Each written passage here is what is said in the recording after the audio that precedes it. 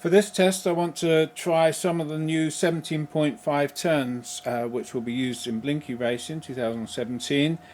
I wanted to compare the Fantoms to this new one from R1 Works called the Ultra Premium V15, part number R1-175B-125. It's got lots of numbers. And also I wanted to compare it to the new Orion Vortex Ultimate Stock, the 17.5 turn 540XLW, quite a long name, but I haven't been able to get hold of one of these just yet, but I will add it on as soon as I get it. Now this new Orion motor's got plenty of claims also. High power stator design, ultimate low resistance copper winding, ultimate sensor design, lightweight 3-piece can design, all the usual stuff. Now looking at the drawing, I don't have one, but you can see on the Orion that it's got very heavy duty tags. It's got this heavy duty front aluminium machine part on the front, rather than a pressed aluminium one, which some of them slide right over as a sleeve. The new Fantoms have that as well. The cutouts in the body aren't as much as some of the others that we'll see. They're just quite small slots for cooling. And the end bell, it's got two sensor sockets, top and there, and the timing, it only goes from 0 to 40. But I'll show you that I did manage to test a 13.5 turn version of this, and the degrees on here didn't match up at all with the timing that I got on the tester. Anyway, that's the Orion one. If I can get one, I'll take it apart and have a look at that as well. We already know with the Fantom ones they do two versions, the V2T torque, the V2R revs. And this time they've got different rotor strengths in them. On their blurb again, they say all the new stuff, low stator ohm resistance, and solder tabs are much better.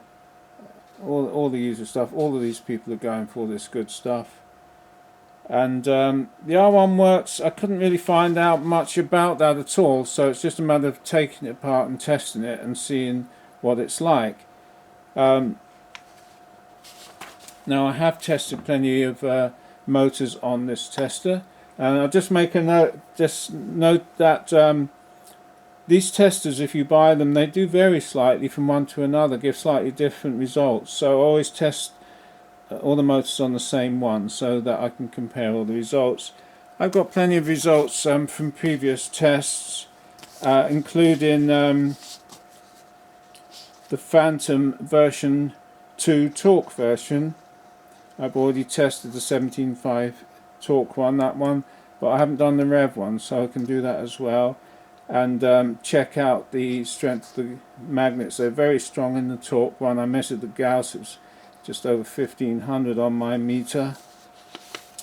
Also, I'll summarize all this later. I did have a look at the Orion Ultimate 13.5 turn,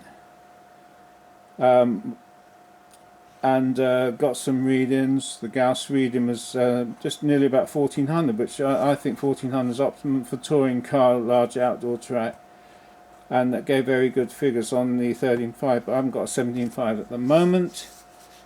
And if necessary, I've got other motors I've tested I can compare. So I'm going to concentrate on these two, the Revy ones first. I'll take them apart, look at them and test them as well. The torque one I've already done, so I won't need to take that apart. And once again, if necessary, if I can get the Orion and actual physical one, I'll test all that and add it on as well. The R1 Works V15. Now this one has been soldered into a car, so never mind that. So having a look at it now, very large cutouts, very large, probably the largest we've seen, exposing the wire, the coils. Now the plastic former's gone. All the new motors coming out now, they've got rid of the plastic former and found a way of winding the wires safely without them shorting on the sharp edges of the stack, because they normally put a bit of powder coating on them. You can see the windings. They seem, can see some quite big air gaps on the wire where it's not wound tightly, so hopefully that won't be a problem. Now this motor has got machined alloy front that just seems to be joined about there, then a long alloy pressed alloy case, and then the end bell, 3 screws holding it on, which is good, single sensor connection. All the timing marks are up by the ABC here, quite small to read, 0 to 60, and there's a little white, tiny white mark which tells you where you've set it. Shimming a bit loose. Now weight, let's have a look at the weight.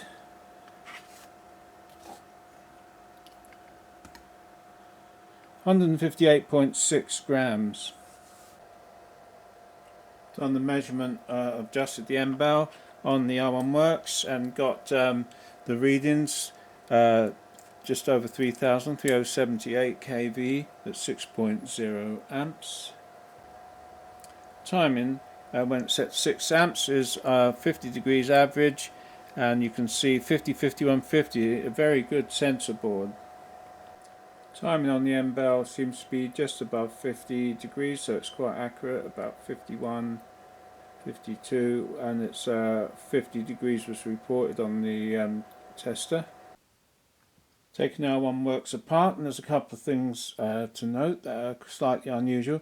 Now that 3 long screws are normal, and this part of the can, this is quite old design now. These things are just soldered on there, and they can flap around a bit. They're not very thick compared to some of the other motors. This is quite thin piece of things that looks like aluminium, and they're not staked so that they move. A bit of fibre board between the windings and these, and there's another quite a thick piece of fibre board for insulation goes in there. The can is not removable. It covers the whole of the windings. You can see the windings and stack inside. Now this is very unusual. The front seems to be a machined or stamped piece of aluminium. It's very thick, as thick as that there, and even thicker where the wires got through, and then they're soldered. It doesn't appear to be steel because it's not magnetic, so that's very unusual. Yeah, I don't think it can be aluminium either, or it wouldn't be able to solder to it. I haven't seen that before. You can see all the windings, of course. I can measure the stack length. You can find the stack length just protruding either side of the holes if you need to measure it, just on these holes here, which are slightly different shape to the others. The rest of the motor, well, the front is a machined piece of alloy, and the sensor board, which we already know is very good. It's got a steel plate with 3 screws, so they shouldn't strip out too easily, and it's a standard design. The sensor board, don't see anything special. Now the rotor, Gauss, oops, I'll just show you the Gauss reading. Looks like it's just over 400. 1442, 1443, positive, and negative about 1450. So it's quite well matched. North and south poles, 1440, 1450. We know 1400 is a really good one, Gauss for these motors. So 1450, slightly more torque, so could have quite a nice characteristic. the weight, well, the whole stator assembly is like this to be weighed, so let's just show you the weight. 104.6 grams.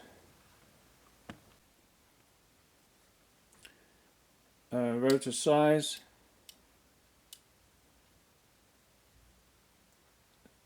uh, 12.49,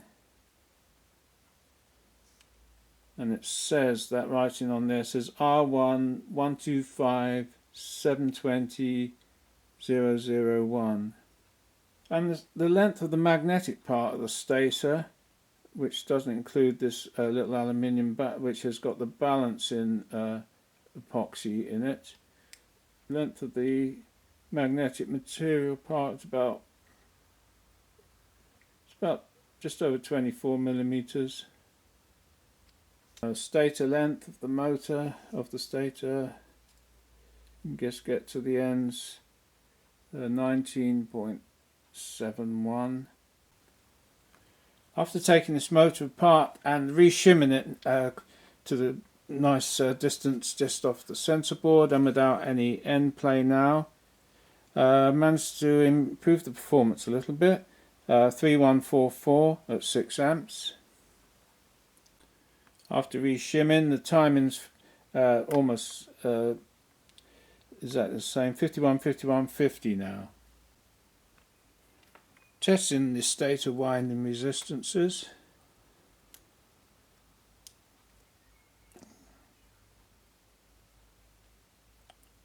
0.043,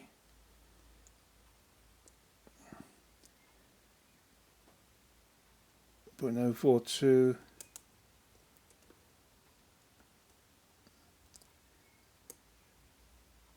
0.042. The other one's 0.043. The Fantom, the V2R 17.5 comes now with a BRCA specification sticker for the UK. As you can see, fairly open construction. See the wires inside, no plastic former, so the wires are exposed through the holes. A solid machined alloy front, nice shimming, heavy duty tags, very heavy duty tags now. Improved font, so you can actually read the name, read the time in here, which goes from 20 to 60. Single sensor. The bearings exposed, so you can clean and oil. 3-screw fixing, which is good. It means you can tighten the sensor up nicely. Now the screws holding it together also in the back. On the R1 Works, the screws are in the front. Motor screw holdings. The stack you can measure through these holes. You can see it on most of the holes. And the weight, so we can weigh it. 156.1 grams, which is lighter than the R1 Works by a little bit. While I'm at it, I might as well do the stator resistance. Very low stator resistance, 0.041.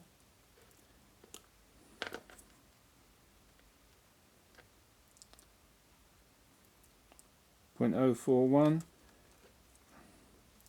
and the last one 0.041, so that's very low stator resistance. Stator length,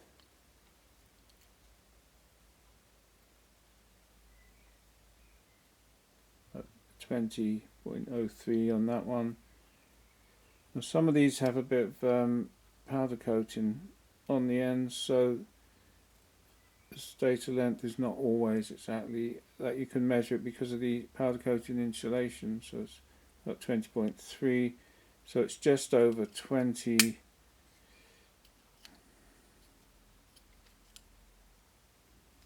You can see it's 19.98 there, so we'll take the lowest figure, I think. The Fantom V2R 17.5 turn set to 6.0 amps.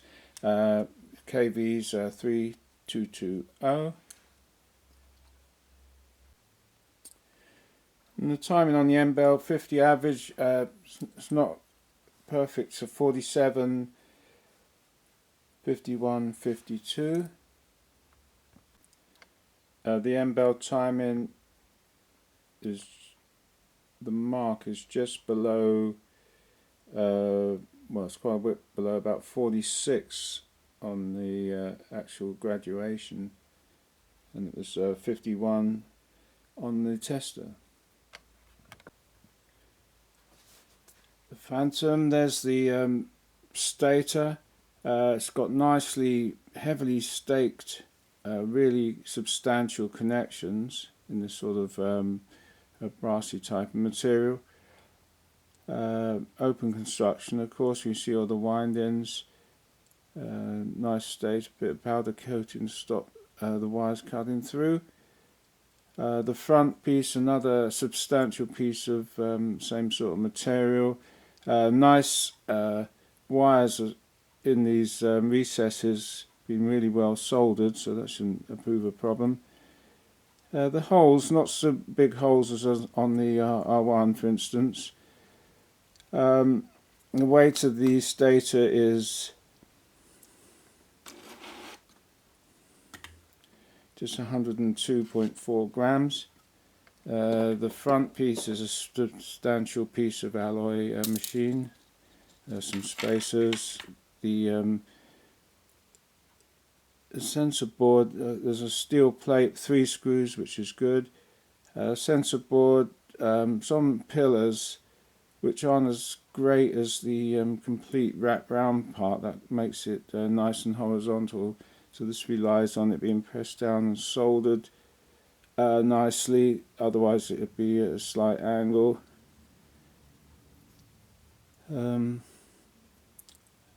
So this rotor,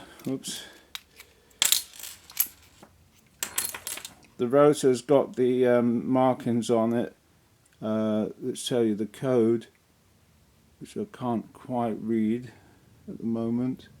Black, a little alloy part with the balance in epoxy as well. We can measure the Gauss.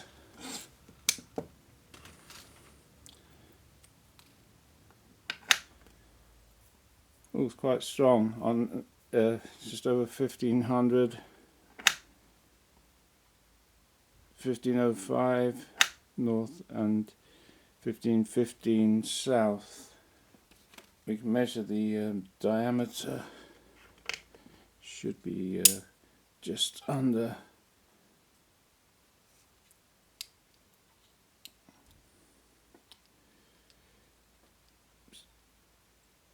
it's about, it's hard to measure, but it's about just under 12.5, 12.47, 12.48. The code on the rotor is 19591. The length of the magnetic part of the rotor is close to 24.44. Adjusted the shimming before I reassemble, so it's close to the Hall devices but not touching. You adjust it by the number of shims and the thicknesses of the shims on this end. You don't want it to touch, but close. The Orion Ultimate stock 17.5 turn comes in this box. This is the motor. It's got some fairly small grooves on the side. It's got the machined aluminium front, which seems to be common on all the latest motors. Very large grooves.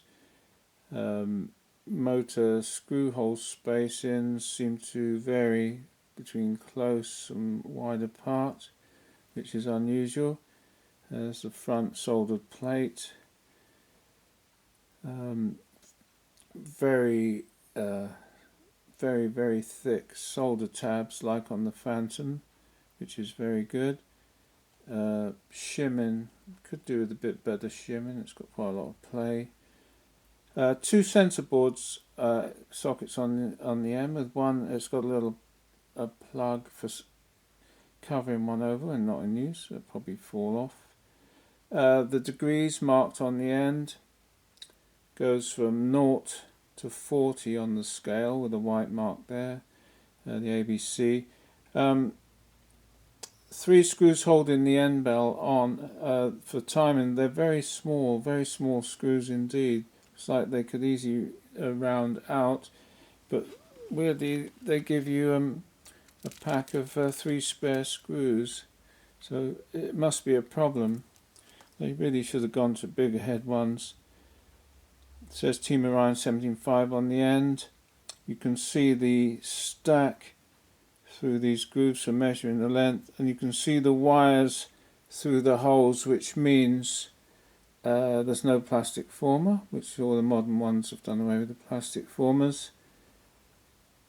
Besides that, the screws holding the motor together unusually are behind the timing plate, which means to take it apart, it looks like you've got to take this end bell plate off first before you can get to the screws that hold the whole thing together.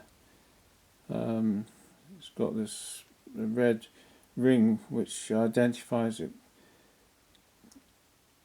So, should we weigh it? 158.4. So that compares to the others. 158.4. The Fantom weighed 156.1, and the R1 Works weighed 158.6. So they're still very close. Set the end bell and set the current to 6 amps, and the results are 3186 kV at 6 amps, and voltage and revs. Motor timing when it's set to 6 amps is only showing an average of 46, and it's got a spread of 45, 46, 48. So that's a lower timing required than the other motors. The timing when set to 6 amps, the end bell had to be turned all the way to just past the 40-degree mark. Taking the motor apart, you have to take the 3 small screws out of the end bell. The bearing on this end is still hidden, so you can't oil it. On some of them you can see the bearing. Now you've got the 3 screws on the outside which you can undo and take the front plate off.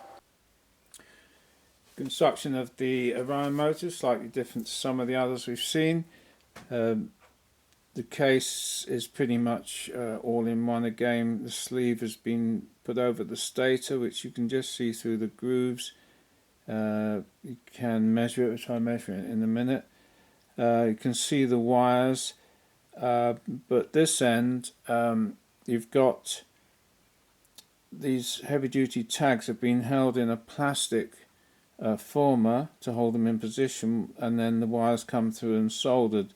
So this black plastic part can't be removed. It holds the tags pretty firmly. Now the front is this sort of a brass or gold plated, some sort of material, brass maybe, plate on the front. The wires have come through, have been soldered, and then it's been covered in like an epoxy, hard epoxy for insulation, and the epoxy is all been put on the wires at the front as well, or just like squirted in. This plate it's got a small amount of movement, so it hasn't locked it totally in, but I assume that's to stop it rubbing on the front. Now the front piece is a machined solid aluminium, like we've seen on lots of other motors. The end bell, which you took off the cover. Then you've got the sensor board held on this quite substantial alloy piece here, which holds it very firmly and squarely, we hope. It's fairly thick, so the screws shouldn't strip out if you over tighten them. The two connectors come in onto that, and it's set into this ring. This goes in the ring, and where it rotates, you can turn when I put it in the right place. So it can only turn so far, and then it drops out. So it's not infinitely adjustable. If you turn it too far, it will fall out. So I'm not sure how many degrees that is. Anyway, it fits in those grooves. Now the rotor comes out. It's got two quite long spacers, a black one and a blue one, which was on the front end. They're slightly different lengths, so that's probably for manufacture, you can tell the difference. And then the rotor itself, it's got a code written on it, ORI 41553. It's quite big letters. Aluminium part, which is supposed to be for balancing. Yeah, it's got little holes drilled in it for balancing, rather than having bits of epoxy stuck on it.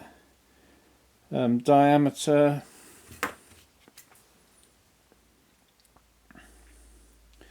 of the rotor is a standard. This is 12.49. Length of the magnetic part of the rotor is looking at about 24.48. The Gauss of the rotor, which we can test on this Gauss meter. This is a critical part. The Gauss of the rotor is critical to how it's going to perform. So let's pop it in and see what we got. It looks like it's about a 1360 on one pole. So it's a nicely made magnet. It's almost the same on both poles, is what you want. 1358, 1363. Now that's quite a weak rotor, which means it's going to rev very easily, and that's why when we checked the timing it was quite low, because it means that you don't need much timing to rev it up, but it means the torque's going to be fairly low. And it's a bit like the RevTech Monster Revenge. The green one has had a light, low strength rotor as well, which gives you very high revs. For a very fast track, it'll rev up very well, but it's not going to be very torquey for on small tracks. Now the stator length. The stator length is quite difficult to measure because you can't get the calipers into the holes, and also there's the green epoxy powder coating sort of on the end for insulations. But looking at it closely under a glass, I matched them up to the ends, and I made it about 20.5 the length. Now the weight of the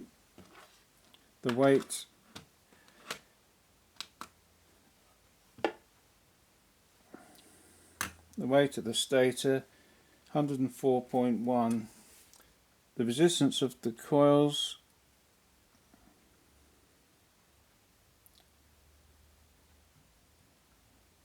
0.046, 0.046, 6.047, which is quite high compared to some of the others. Testing the R1 Works 17.5 turn on the dyno. We keep the high power LiPo fully charged with while it's being run, so that all motor tests were done at the same voltage and power. So start that charging. Now running the motor.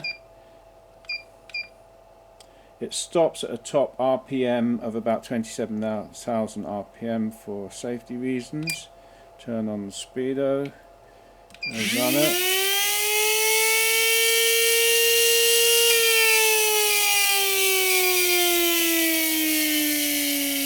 All the results come out here, which I'll just go through, but there's two figures that we want. We want the top horsepower, which will give you the sort of power the motor can put out, and the speed it gets to that top horsepower, and the maximum efficiency and how long it takes to get there.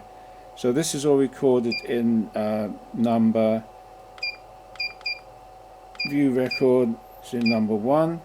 We can scroll around to this figure here is the top horsepower. And we can enter that. It's reaching 0.24 of a second. It was at 11,200 RPM, and this is torque as well, which isn't so important to us. The efficiency at that point was 68.2%. There's the actual horsepower it developed, 178.6 watts. And the other figure we want to look at is the efficiency, which is this one. Top efficiency was reached in 0.68 seconds and was at 20,900 RPM. So that is your car. So it hits max revs, maximum efficiency at that point. You don't want to gear it so that it can go any higher, so you can work it out. The torque is not important at that point. The efficiency point and the horsepower is not important, but that's the main figures. There are other figures. You've got the time it took to hit the maximum RPM, which was 2.28 seconds. So that's could be a useful figure, but not as important as the others. And that was at 27,000 RPM. And that's when the dyno switched off. Testing the Fantom version V2R 17.5 turn on the dyno.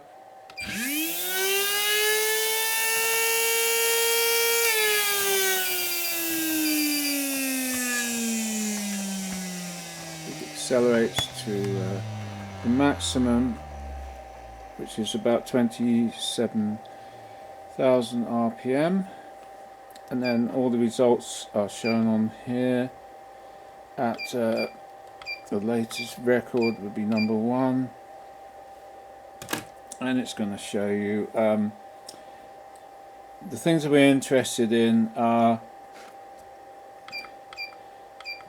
the maximum horsepower and how long it took to get there. 0.16 of a second, so I can record that. It reached 9,700 when it made the maximum horsepower. The actual horsepower was 180, and the efficiency at that point is about 58%. Efficiency normally is around about that point. Current draw at that point is 43 amps, and the voltage had dropped to 7, so it's important to check those figures as well. Other figures that we're interested in are the top RPM and how long it took to get there. 2.04 seconds. The quicker it gets there, that means the more powerful the motor is, more torque. There are 26,700 RPM it got to, and when it reached that point, it was drawing 7.9 amps at 7.9 volts. But these motors are set up at 6.0 amps offload, and of course this has got to maintain the flywheel going round, so it draws just a little bit more. And the only other figures that we're interested in is the peak efficiency, how long it took to get there, 1.24 seconds, and that is the point where you normally gear for your top speed. and what occurred pretty high. These maximum efficiency points high on this motor, 24,800 RPM. That's drawing 8.7 amps at that point. So those are the figures I need to record and compare them to the other motors.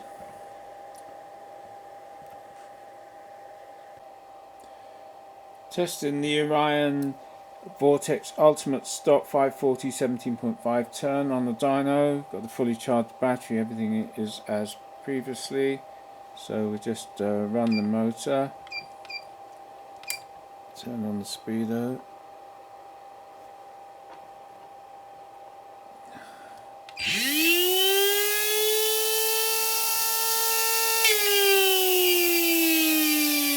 And we can look at the results.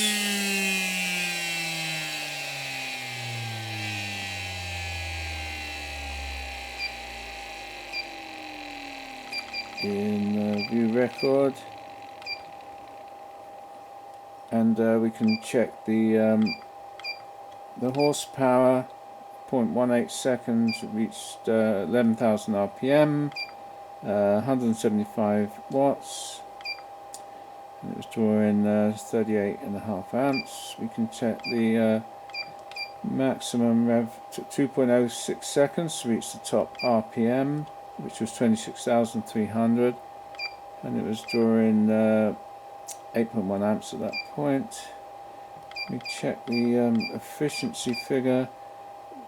Maximum efficiency 1.047 seconds, was 23,800, so quite high revving. Efficiency 84.4, and it was drawing 9.5 amps. So we can check the start delay if necessary.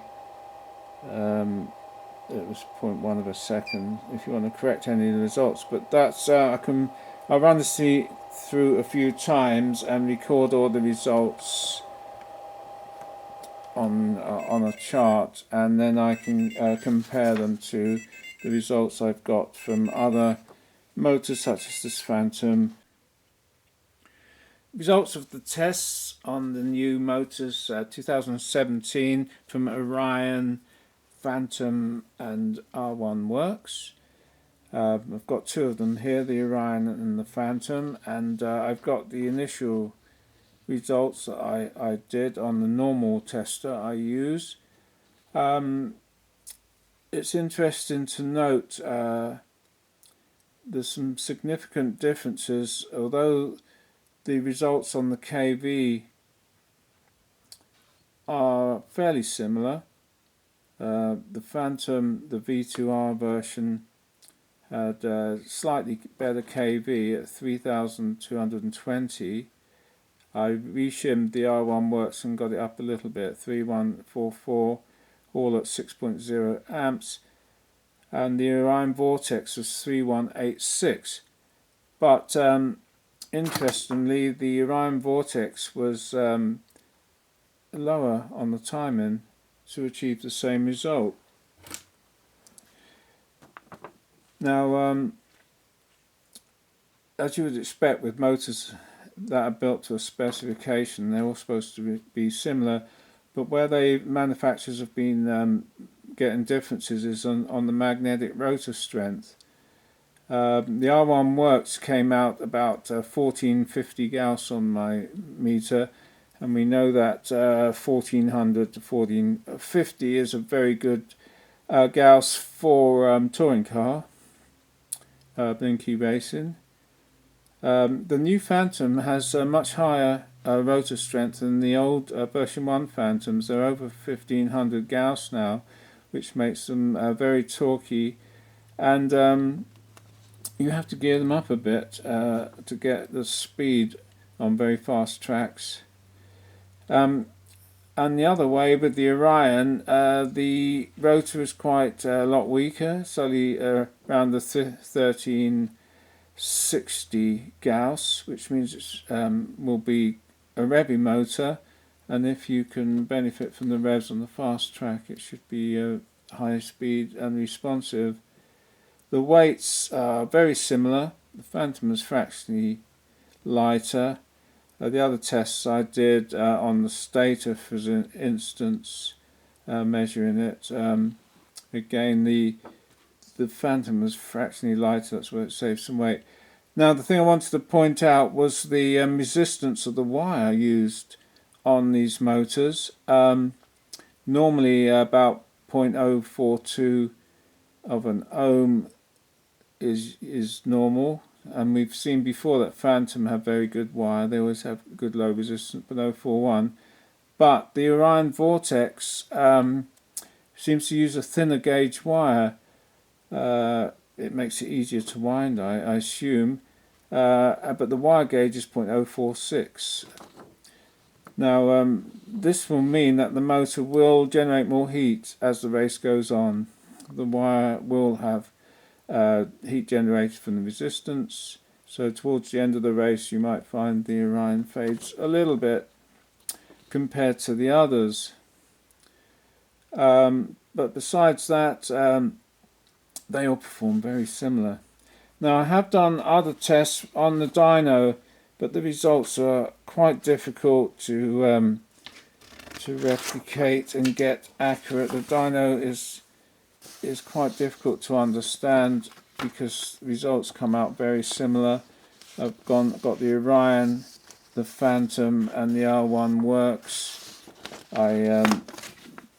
I do a number of runs on the dyno and get an average. Which results are worth looking at from the dyno?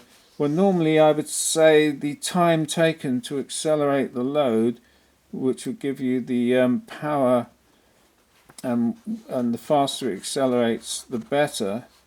But I've taken a number of runs and then worked out the average, and I've disregarded any results which haven't come out quite right. The dyno doesn't replicate exactly every time you run it. But what to make of these results? Well, the dyno cuts off at a maximum RPM, so the time to accelerate to the maximum RPM would sound like quite useful time. And we've got the Orion, gets there in 2.07 seconds. The Fantom made it in 2.11, so slightly slower, and the R1 Works was 2.23, so the Orion was the quickest to accelerate all the way up to the maximum RPM, but there's not a lot in it.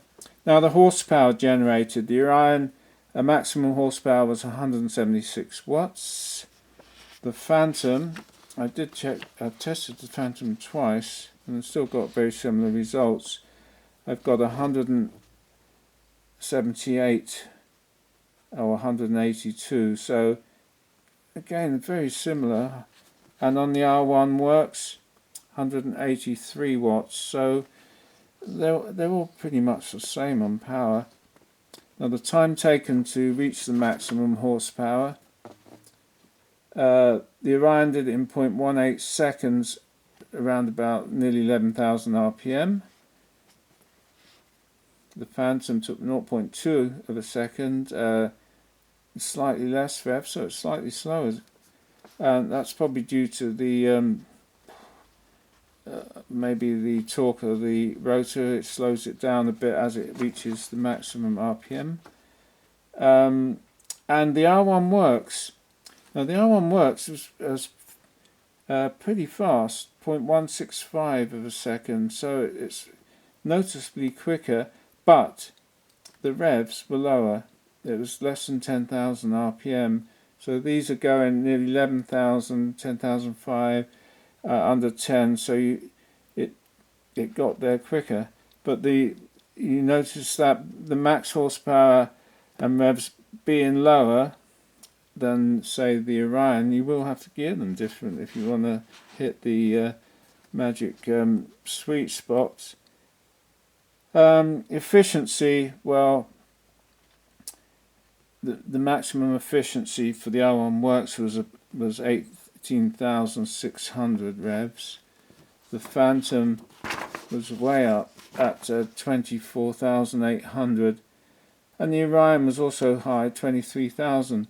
So although the Orion and the Fantom look similar, the R1 Works is quite a lot different. It hits its maximum performance at lower revs for horsepower and efficiency. So if you get the gearing right on that motor and then you put another one in on the same gearing, an Orion or Fantom, you'll probably find it won't perform exactly the same.